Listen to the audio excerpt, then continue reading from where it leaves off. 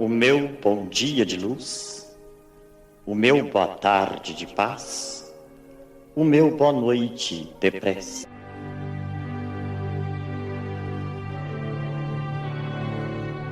Livro dos Espíritos de Allan Kardec, capítulo 2, das penas e gozos futuros. Pergunta de número 973. Quais os sofrimentos maiores a que os espíritos maus se veem sujeitos?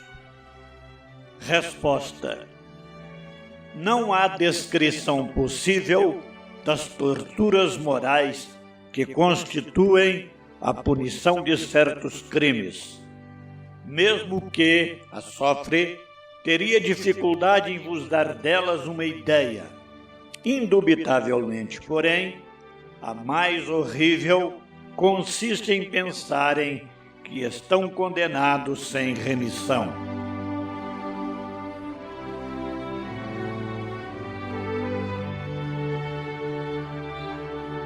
Prezados irmãos, que a paz do Cristo esteja entre nós.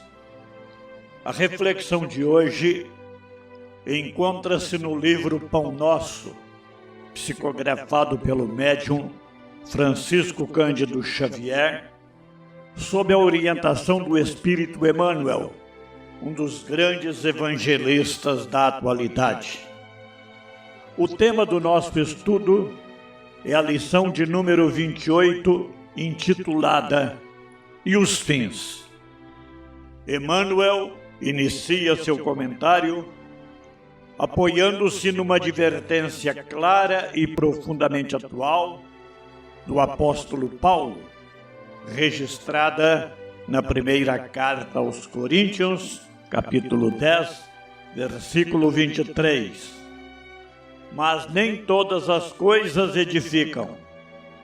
Desde logo, somos convidados a refletir para além da simples noção do que é lícito ou permitido. O apóstolo não trata apenas da liberdade de ação do ser humano, mas chama a nossa atenção para algo mais elevado, o valor espiritual das nossas escolhas. O entendimento cristão e espírita não basta saber se algo é correto aos olhos do mundo. É necessário perguntar se aquilo constrói o espírito, se contribui para o nosso aperfeiçoamento moral e para o bem coletivo. Essa distinção é fundamental, pois muitas atitudes perfeitamente aceitas pela sociedade podem ser, do ponto de vista espiritual, vazias de significado. Um exemplo disso é o que Emmanuel chama de falsa neutralidade moral. Ele afirma que sempre existiram homens que, se não fizeram mal a ninguém, também não beneficiaram pessoa alguma.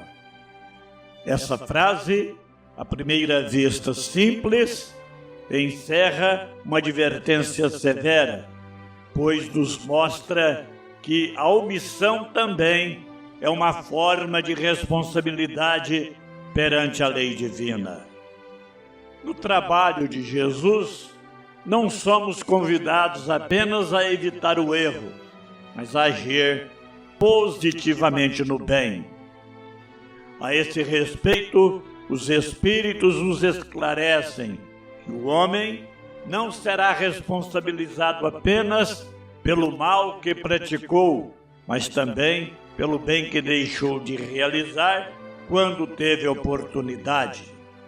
Como destaca Emmanuel, não basta não ter feito mal a ninguém, se, ao mesmo tempo, nenhuma ação trouxe benefício ao próximo. Essa responsabilidade não se manifesta muitas vezes por punições exteriores, mas atua silenciosamente no íntimo da própria consciência. A parábola dos talentos ilustra bem esse ensinamento. O servo que nada fez de errado, mas também nada produziu, foi justamente aquele que recebeu a repreensão. Assim, viver sem prejudicar ninguém é apenas um ponto de partida, mas nunca o ponto de chegada.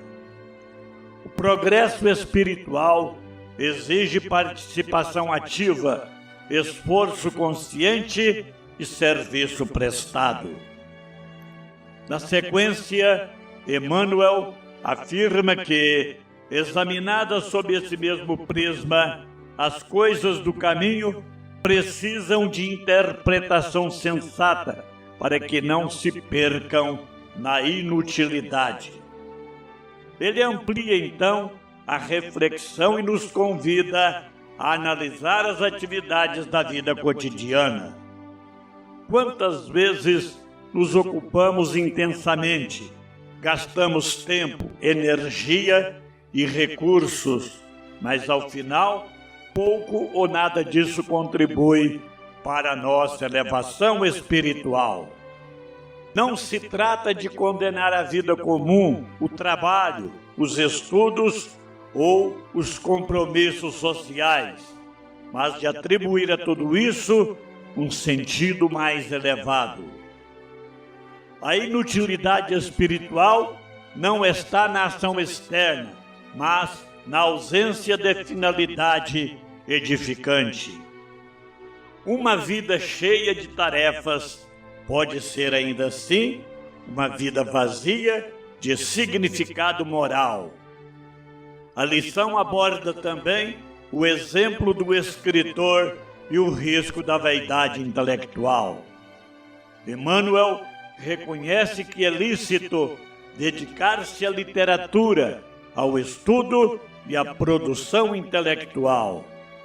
No entanto, questiona: de que valerá produzir longas obras cheias de recursos de linguagem e teorias brilhantes, se as palavras permanecem vazias de pensamento construtivo para o plano eterno da alma? Aqui ele toca num ponto delicado: o uso do conhecimento.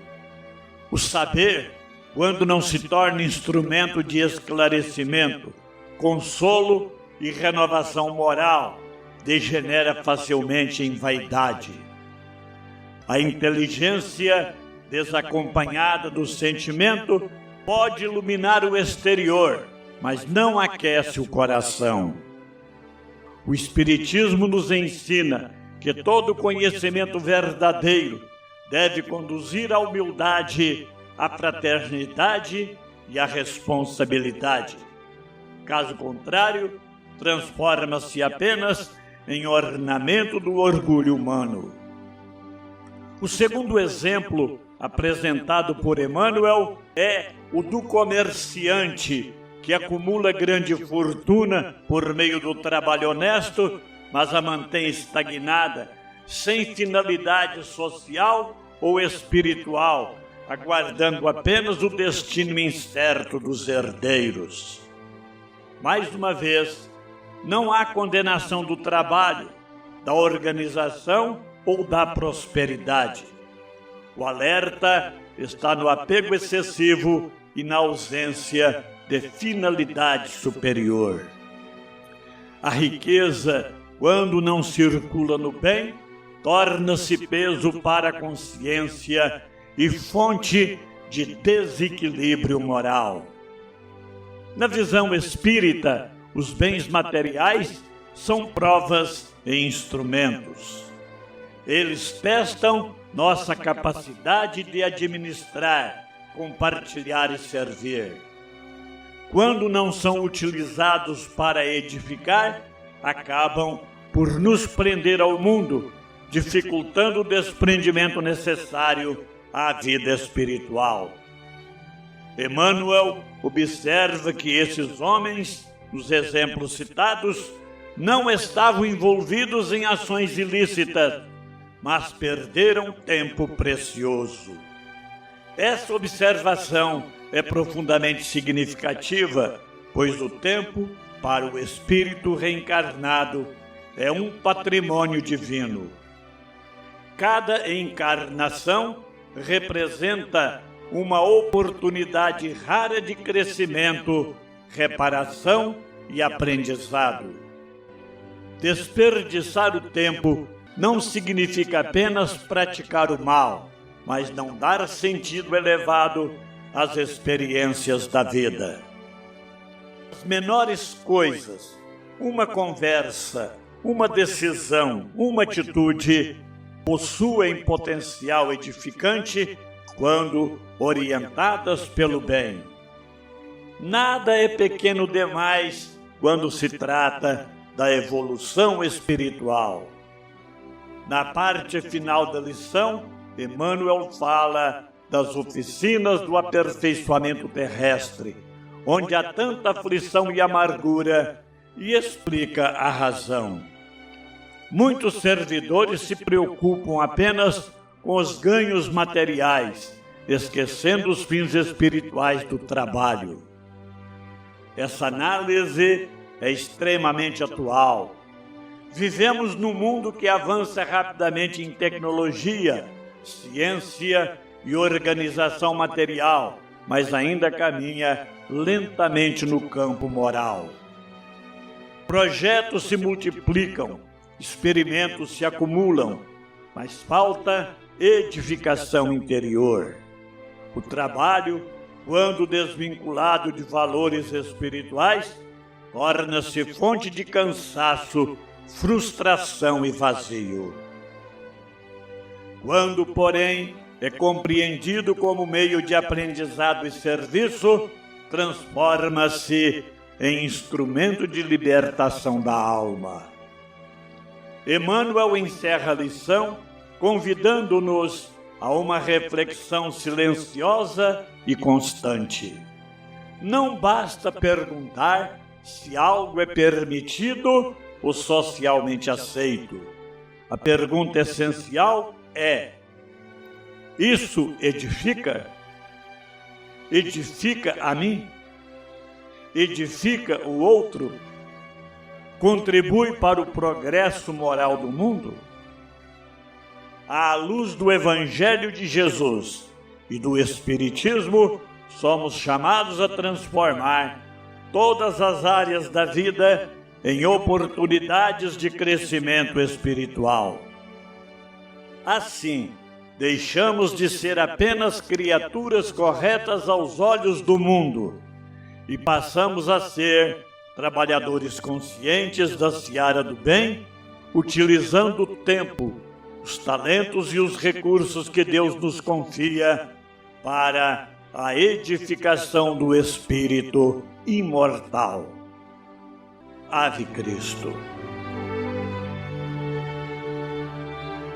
A ouvinte Esther Simone Jagoseite, residente em Arujá, cidade próxima à capital paulista, entra em contato com o programa para compartilhar notícias alentadoras a respeito de sua mãe, Dona Hilda Jagoseite. Dona Hilda encontra-se internada no quarto 206 da Santa Casa de São José dos Campos. Segundo nos informa sua filha, após o implante do marca-passo, os batimentos cardíacos se regularizaram, permitindo a gradativa redução dos medicamentos e o acompanhamento clínico com vistas à alta hospitalar. Seu estado geral é considerado bom e animador. Dona Hilda apresenta-se bem disposta, conseguindo permanecer sentada durante boa parte do dia, sem solicitar repouso no leito, algo que, conforme relatado, não ocorria há muitos anos. Há, no momento, um quadro de flebite, uma inflamação no braço decorrente do extravasamento de medicação da veia, que está sendo devidamente acompanhado pela equipe médica. O quadro clínico, de modo geral, é bastante promissor. A família agradece com sincera gratidão todas as preces e vibrações já recebidas e solicita a continuidade das orações em favor da plena recuperação de Dona Hilda, com amparo, serenidade e fortalecimento espiritual. Vamos orar.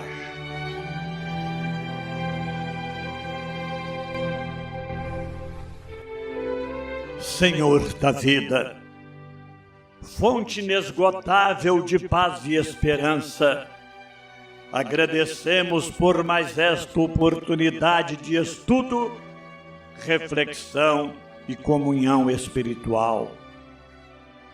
Que as sementes aqui lançadas encontrem terreno fértil em nossos corações, produzindo frutos de entendimento, humildade e caridade. Rogamos com especial carinho por nossa irmã Hilda Jagoseite, para que seja envolvida pelas energias restauradoras do bem, recebendo o amparo da espiritualidade superior, o equilíbrio do corpo, a serenidade da mente e o conforto do coração. Que os profissionais que a assistem sejam inspirados e fortalecidos em sua nobre tarefa. Estendemos igualmente nossas vibrações fraternas a todos os enfermos do corpo e da alma, aos que sofrem em silêncio, aos lares em dificuldade e a todos aqueles que necessitam de consolo, esclarecimento e esperança. Que possamos retornar às nossas atividades, levando conosco a disposição sincera de servir, compreender e amar, lembrando sempre que cada dia é uma nova oportunidade de edificação interior. Que a paz do Cristo permaneça conosco hoje e sempre. Assim seja.